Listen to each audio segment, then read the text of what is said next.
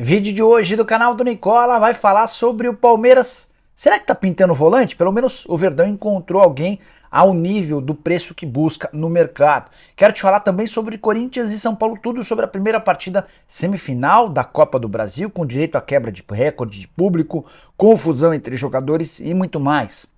Informação importante no Flamengo, que segue em busca de reforços. O Wendel vai tomar um castigo. E há uma preocupação no Fla. Já Claudinho, enfim, te explico daqui a pouco. Falo também sobre Bitelo no Arsenal. Tem as últimas do mercado envolvendo o Vasco, com muitas negociações. Tudo que você precisa saber sobre o seu time do coração, além de mercado, bastidores, finanças e muito mais. Para não perder nada, só apertar esse botão vermelho e te inscreva-se. Combinado?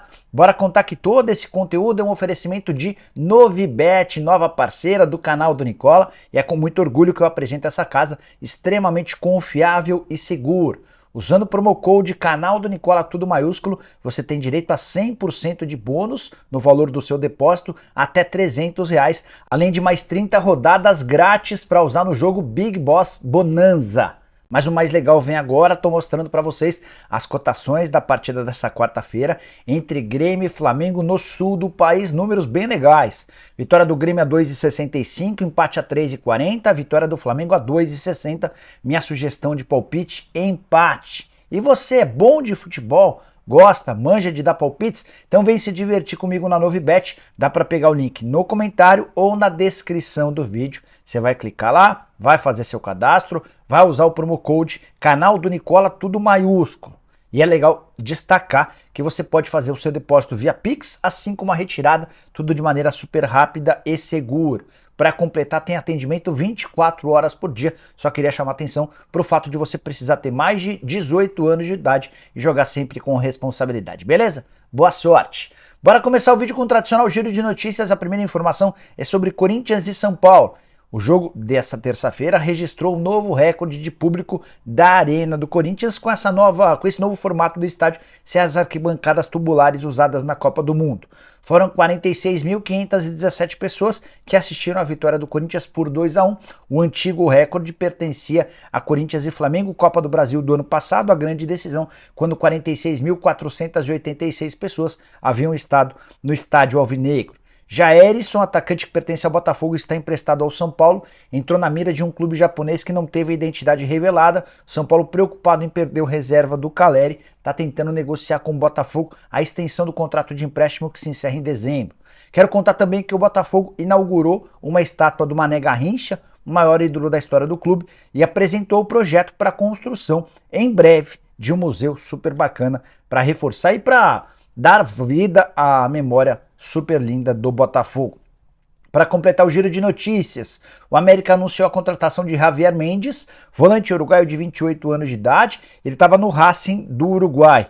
O Marcos Salum, que é o homem forte do futebol do América, já havia contado que eles querem um zagueiro e um volante. O volante foi contratado, falta só o zagueiro. Por falar em querer, Paulo Turro, técnico do Santos, busca mais 4 reforços até o fechamento da janela. Você sabe, a janela se encerra no próximo dia 2. Lateral direito. Hoje o alvo é Federico Pereira, do Liverpool. Zagueiro, João Basso, do Arouca, é o grande alvo. Além de um meia e um ponta, esses são os nomes procurados pelo Santos para a reta final da janela de inscrições. Por falar no Peixe, é importante destacar que o Lucas Pires foi emprestado ao Cádiz da Espanha e que o Pituca não foi liberado pelo Kashima Antlers para se apresentar com antecedência. O Santos já tem um pré-contrato com o jogador, só que ele só passa a valer a partir de 1º de janeiro do ano que vem. O Peixe tentou convencer os japoneses a liberá-lo mediante pagamento, a pedida foi muito alta e o negócio está descartado. Fechando o giro de notícias, contar que Bruno Mezenga, que pertence ao Santos, ou pelo menos está emprestado ao Santos até dezembro, teve uma sondagem do Vitória para jogar a Série B, mas nem o Santos nem o Bruno Mezenga se empolgaram com a ideia. A saideira, o Fluminense quer 25 milhões de euros para negociar o volante André. Já contei para vocês nessa terça-feira que o Sporting de Portugal é um dos interessados no atleta. O Liverpool e o Fulham são outros que já buscaram informações. Hora de falar sobre o Palmeiras, que parece ter encontrado um volante para substituir o Danilo, que cabe no bolso alviverde. Foram várias as tentativas frustradas nos últimos dias. O Wendel acabou ficando no Zenit e pode jogar no Flamengo. Outros nomes pensados, Wallace, que pertence ao Udinese, Matheus Henrique, que está no Sassuolo, mais recentemente Aníbal Moreno, do Racing, Todos esses nomes acabaram esbarrando em pedidas financeiras consideradas altas pelo Palmeiras. Mas o nome da vez é Santiago Rez. Esse atleta tem só 21 anos de idade, é argentino, pertence ao Huracan e está avaliado entre 3 e 4 milhões de dólares.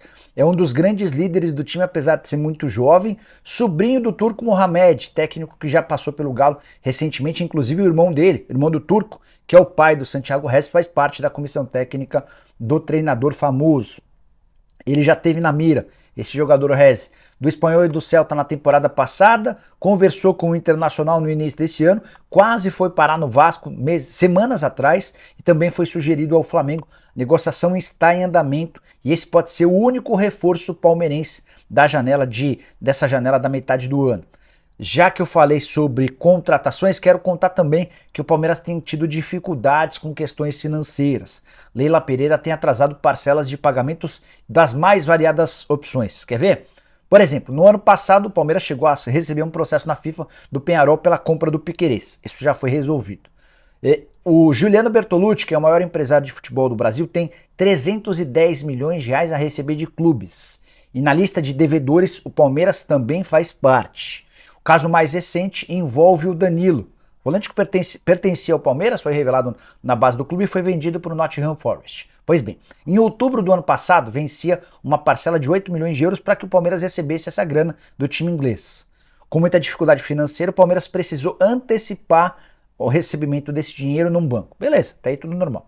Os empresários que receberiam em outubro um percentual de 5% do valor de 8 milhões de euros foram procurar o Palmeiras. Vocês anteciparam o dinheiro, como é que vocês vão pagar? O Palmeiras disse que não conseguiria pagar de forma antecipada e que nem pagaria à vista, como estava combinado, queria fazer o pagamento em 12 parcelas. 12 parcelas. A primeira parcela foi paga, a segunda parcela foi paga, a terceira venceu nessa semana, não houve o pagamento e o Palmeiras já disse que não terá condição de fazer o pagamento na data estipulada. Problemas financeiros importantes no Palmeiras, apesar da capacidade de arrecadação e da redução de uma série de custos. Bora falar sobre Corinthians e São Paulo. Deu Corinthians no jogo de ida, 2-1, 2 gols do Renato Augusto, que deitou e rolou. Gol do São Paulo foi marcado e garantiu polêmica, que na comemoração o Luciano acabou dando uma voadora no escudo, que fazia parte da bandeirinha de escanteio. Os jogadores do Corinthians não gostaram, confusão. Luciano tomou cartão amarelo, que está fora, e o que o tirou da partida de volta no Morumbi. Importante contar que nesse episódio da confusão entre os jogadores, uma série de coisas foram atiradas no campo e o árbitro fez o relato dessa situação na súmula. Pode pintar até uma punição para o Corinthians por conta disso. Importante contar que o tabu de o São Paulo não ter vencido o Corinthians na Neoquímica Arena está mantido. É o que tudo indica, não cairá na era do Ilho Monteiro Alves, o presidente cujo mandato se encerra em dezembro. Queria destacar também que o Veríssimo, novo reforço do Corinthians, já chegou a São Paulo na tarde dessa terça-feira e foi à Neoquímica Arena prestigiar o time. O técnico Vanderlei Luxemburgo chegou a dizer que faltavam pequenos detalhes para o acordo, mas que a coisa estava caminhada. Eu posso cravar para vocês que o Veríssimo já é jogador do Corinthians. Por outro lado, Dorival Júnior gostou da atuação do time, embora chamou atenção o fato de não ter sido efetivo nas conclusões das jogadas, mas ele prometeu a classificação na próxima partida, no jogo de volta. O São Paulo precisa vencer por 2 gols de diferença ou por 1 gol de diferença para levar a decisão para pênalti. Se você tem favorito a partir da vitória alvinegra, use o espaço para comentários, estou curioso para saber a sua opinião. Combinado? Bora falar agora sobre Bitelo e a chance de o meio-campista do Grêmio ir parar no Arsenal. Eu até ia chamá-lo de volante, mas acho injusto. É um meio-campista, é um cara que joga como volante, mas também sabe jogar como meia. Bitelo, que tem sido especulado em alguns clubes, recentemente apontaram o jogador como um possível alvo do Mônaco. Aí, só para explicar a história do Arsenal. O Arsenal tentou a contratação de um jogador chamado Romeo Lavia. Ele pertencia ao Southampton, mas parece estar de mudança para o Liverpool. Depois pensou-se em Joshua Kimmich, jogador alemão super conhecido do Bayern de Munique. O Kimmich já disse que não quer sair do Bayern. Diante desse cenário, o nome do Bitelo passou a ficar muito forte na imprensa inglesa. Durante toda a terça-feira, especulou-se muito a respeito disso. O Grêmio assegura que ainda não chegou proposta, no mínimo 12 milhões de euros para começar a conversar. Jogador dos mais interessantes. Se o Bitelo pode sair, queria contar a respeito da chegada de Mateu Coronel. Já há um acordo entre o Grêmio e o Argentino Júnior, que é dono dos direitos econômicos desse atleta, $1,5 milhão por 50% dos direitos econômicos, só que o Grêmio ainda não conseguiu chegar a um acordo com o Atlético Tucumã, para onde o jogador está emprestado até dezembro. Bora de atualizações sobre o Vasco, tem muita coisa importante acontecendo no Vasco. A primeira delas, Luiz Melo não é mais CEO do clube, cara que havia sido contratado primeiro para ser CEO do Vasco, depois ele participou de todo o processo de transformação do clube em SAF e foi contratado pela 777, o que causou enorme revolta entre dirigentes vascaínos, foi uma espécie de traição. O desempenho dele como CEO da 777 foi deprimente, o time contratou e gastou muito, mas não conseguiu montar uma equipe legal e o Luiz Melo caiu. Falta agora que o Paulo Brax também percorra o mesmo caminho, trabalho péssimo, horroroso, mas o Paulo Brax por enquanto se mantém. E em meio a tudo isso, muitas contratações têm sido feitas. Sebastião Ferreira, atacante paraguaio de 25 anos de idade, já está no Rio de Janeiro. Ele chega para jogar como centroavante, a pedido do Ramon Dias. A melhor fase da carreira desse atleta se deu entre 2020 e 2021 no Libertad, quando ele tinha o comando do atual técnico vascaíno, Óscar Romero. Velho sonho dos dirigentes do Vasco. Ele rescindiu nas últimas horas o contrato com o Boca Juniors, o salário dele é alto. Ele ocupava uma vaga de estrangeiro que pode ser destinada ao Cavani e vinha sendo pouco utilizado pelo Almiron. Dessa maneira, o caminho fica livre para que o Óscar Romero, irmão do Ángel Romero do Corinthians, seja contratado e possa se juntar aos meias atacantes do time. Quero falar ainda que o Vasco vai ter de pagar 2 milhões de dólares ou 9 milhões e meio de reais ao Atlético Goianiense, caso queira ficar com o Jefferson, lateral esquerdo, contratado por empréstimo até o fim do estadual do ano que vem. Já Carrascal, que era o grande sonho do torcedor vascaíno, não será contratado. O CSKA da Rússia, dono dos direitos econômicos do atleta, pede 7 milhões e 800 mil euros por 50% dos direitos econômicos. Dessa maneira, o Neymar colombiano, como o Carrascal também costuma ser chamado, está descartado. Sobre zagueiros, Facundo Garcês, zagueiro argentino de 23 anos de idade do Colón, foi sugerido e está sendo avaliado. O Vasco também gosta da ideia de contratar Robert Rojas. Esse é zagueiro paraguaio, 27 anos de idade, joga no River Plate e tem uma excelente relação com o Ramon Dias. É curioso destacar que o Ramon tem muito moral com jogadores da América do Sul, os brasileiros nem tanto, mas com argentinos, paraguaios, uruguaios, enfim, tem, a partir da chegada dele ao Vasco, o interesse de atletas em jogar no Vasco aumentou consideravelmente. Bora fechar o vídeo para falar sobre o Flamengo com atualizações sobre Claudinho e o Wendel. Começando pelo Claudinho, o negócio está ficando cada vez mais complicado. O Flamengo não vai chegar em 25 milhões de euros e o Zenit assegura que não vende por menos do que isso. O Fla prepara uma proposta de algo na casa dos 18 milhões de euros, deixando um percentual de uma venda futura para o clube russo. Resta saber se o Zenit vai ter interesse em negociá-lo depois de perder o Malcom, seu principal atleta, numa função parecida ao do Claudinho, pro Al Hilal por 60 milhões de euros. Sobre o Wendel, tem uma pegadinha em relação ao Wendel. O Zenit não tem outros interessados na compra do Wendel, exceto o Flamengo. E o Wendel colocou na cabeça que quer jogar no Flamengo. Só que o técnico do Zenit, além dos dirigentes, eles estão exigindo que o Wendel se apresente na Rússia, passe por exames médicos, se coloque em forma para depois ser negociado. É uma espécie de castigo para o Wendel, que não apareceu depois do período das férias. Ele alegou um problema familiar, uma morte familiar, e disse que não tinha mais cabeça para voltar para a Rússia. Os caras estão insistindo para que ele volte.